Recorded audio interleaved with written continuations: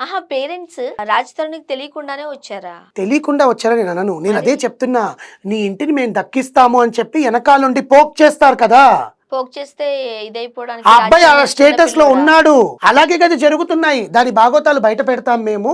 కావాలని దాన్ని ఏదో ఒకటి చేస్తాము అని చెప్పి నీ పరువు నిలబెడతాము అని చెప్పి స్టార్టింగ్ నుంచి రాజ్ తరుణ్ తరఫున మాట్లాడే వాళ్ళందరూ చేసే పని ఇది. అసలు ఇవన్నీ అసలు వీళ్ళ ఇన్వాల్వ్మెంటే అవసరం లేదు. అసలు అవన్నీది అస్సలు తప్పులేదంటారు నేను మీరు. నేను తప్పు ఒప్పుల గురించి మాట్లాడట్లా. మరి ఇప్పుడు మీ మీద నేను నింద వేసినప్పుడు మీరు పోరాడతారా? మీ వెనకాల 10 మందిని పెట్టి పోరాడించుకుంటారా? అది వాళ్ళ ఇష్టం. ఏందండి ఇష్టం? అది లీగల్‌గా వెళ్తున్నారా, ఇల్లీగల్‌గా వెళ్తున్నారా అన్నది చట్టం లీగల్ చూసుకుంటది. అదే లీగల్ గా ఇప్పుడు స్వర్ణ గారి మీద నేను ఏదైనా ఆరోపణ చేస్తే స్వర్ణ లీగల్ గా వెళ్ళి వాళ్ళ పేరెంట్స్ తోనో లేకపోతే వాళ్ళ అన్న తమ్ముళ్ళు లేకపోతే వాళ్ళ రిలేటివ్స్ తోనో వెళ్ళి ఫ్రెండ్స్ లీగల్ గా పోరాడుతుంది స్వర్ణ. ఇల్లీగల్ గా మీడియాకి ఎక్కి పోరాడదు. మీడియాకి ఎవరెక్కారు? మీడియాకి ఎక్కారు ఇప్పుడు వాళ్ళ కాబట్టే కదా parents చెప్పులతో వచ్చారు. కొట్టించుకున్నారు వాళ్ళు. అనేది వెళ్ళడంతోనే ఎలాంటి ఆర్గ్యుమెంట్, ఎలాంటి ఇష్యూస్ లేకుండా డైరెక్ట్ గా జుట్టు పట్టుకుని లాక్కొచ్చారా?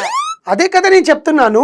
సరే. 15 మంది లోపలికి వెళ్ళి డోర్ తీయంగానే లావణ్య ఎక్కడా అని చెప్పి గబగబా పైకి వెళ్ళి అమ్మాయిని తీసుకొచ్చి కింద పడేశారు. జుట్టు పట్టుకుని ఎస్ లాక్కొచ్చారు. అదే పోలీసులు చెప్పింది స్టేట్మెంట్ కూడా అదే.